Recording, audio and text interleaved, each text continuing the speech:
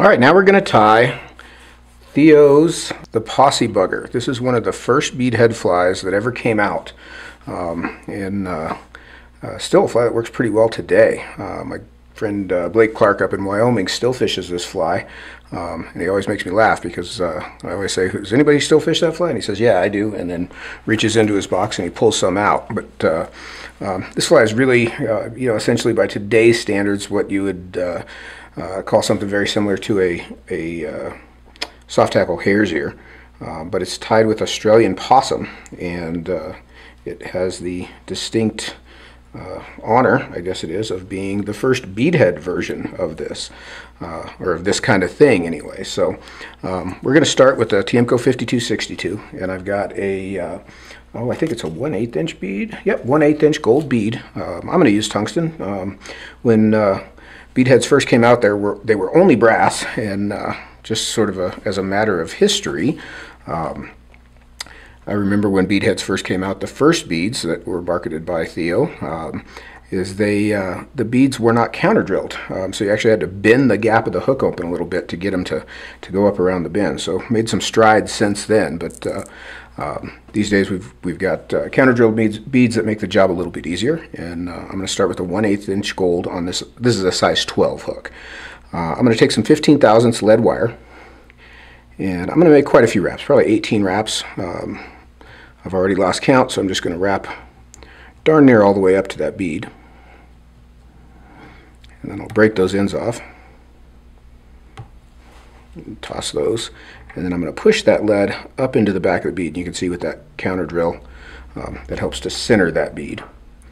And then I'm just going to come in with some 8/0 black Vivus, and I'll just start this behind the lead there.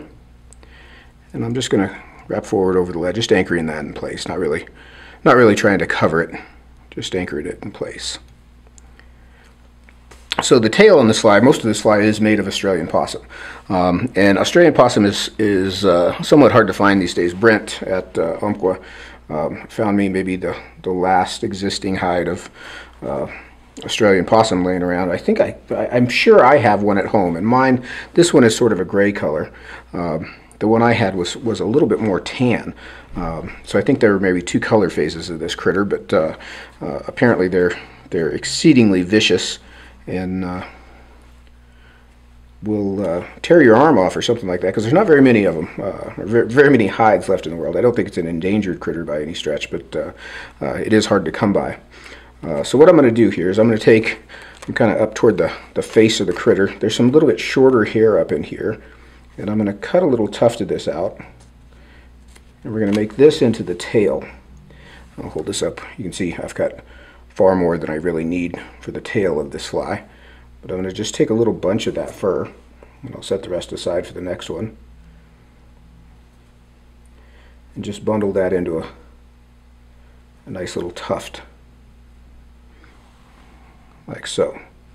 And I'm going to tie this in for the tail back here at the bend, and I want a little shorter than the hook shank would be. I'll just wrap forward over those butt ends, and then as a topping for the tail, I'm going to take just a strand of strand of pearl flashaboo, and I'll tie that in and catch it, and then I'll fold that front end back so I'm doubling it, and I'll wrap back over that so that flash is on top of the tail. And then I'll cut that just a little short of the tips.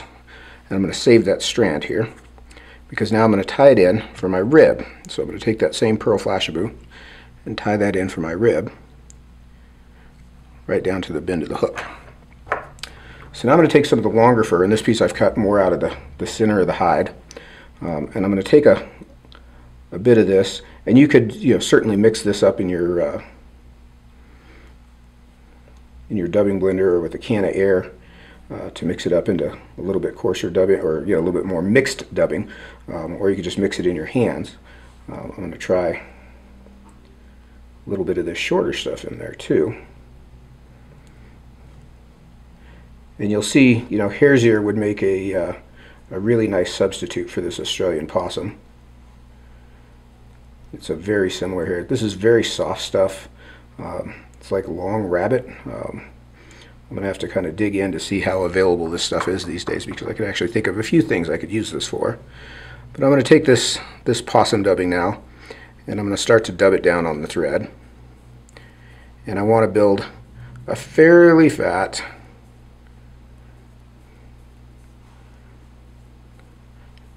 noodle on my thread here.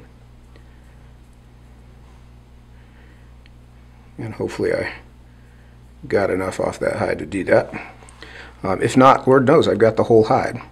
But I'm going to start this dubbing at the bend, and I'm going to work forward, and you can see that lead kind of helps you build your taper. It's a fairly robust taper as we come forward here. And I'm going to come pretty close to the bead up here. I'm not going to leave myself a whole lot of room. You can see with that neck of the bead in there behind there, it looks like I'm right up to it. I do have a little bit of room in there, but not much. So now I'm going to wrap my rib, and I'm going to wrap this pearl flashabou just evenly spaced up that body. And then I'll tie it off up behind the bead as well and trim that out of there. Now I like to sort of brush this out a bit. I'm just going to use a little wire dubbing brush here, kind of make that a little shaggier. You know, when those bead heads first came out, you know, they were pretty off the wall. They were you know, very different from everything we had been using, and they yeah, we weren't sure that they were going to go over. You know, I was a young man back in those days, but there were plenty of old guys that are like, I'll never fish with anything like that. And, I still know a lot of those old guys. They're still around, and yeah, they fish with bead heads now, just like everybody else. But this is a pretty cool historical value fly. The collar on this originally is bronze mallard. Bronze mallard is these days, just right now, currently, COVID days, sort of hard to find. You know, it's not that it's unavailable. If you're a duck hunter, you could certainly find some, but you know, getting it commercially has been pretty tough. So what I'm going to use instead is a partridge feather, just a Hungarian partridge feather, and that's what he started life looking like. And I'm just going to create a separation point here at the tip and stroke those fibers back like that. And I'm going to tie this feather in by its tip end just up here behind the bead. And I'm going to anchor that in place, and you can see the tip here sticking out. I'll usually fold that back and catch that with a couple of turns as well. That just anchors that in place and keeps it from pulling out quite so easily. And then I'll trim that tip off. Now I'm going to grab this partridge feather in my hackle pliers, and I'll fold these fibers back. I like to wet my fingers a bit to start to fold these fibers. And it's only going to take about a turn. You're not going to get much more than a turn, to be perfectly honest with you. About a turn or two of partridge there, just kind of a big soft tackle collar. Then I'll tie off on that bare stem just behind that bead and come in and trim that stem out.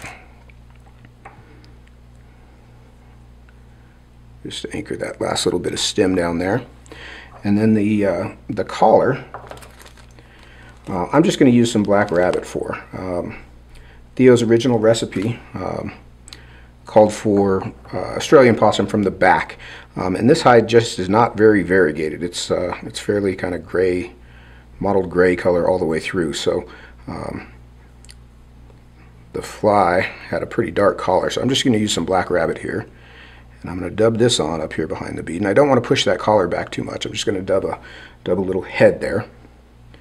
And then I'll whip finish just up here behind the bead. I kind of let the whip finish turn slide off the back of the bead there. And I'll come in and nick my thread out. Then I'm going to take that dubbing brush again, and I'm going to start to pick that dubbing out. You can see I kind of overdubbed that a bit, and I did that on purpose because I was going to pick it out. If you put on exactly the right amount and then pick it out, you've got not enough.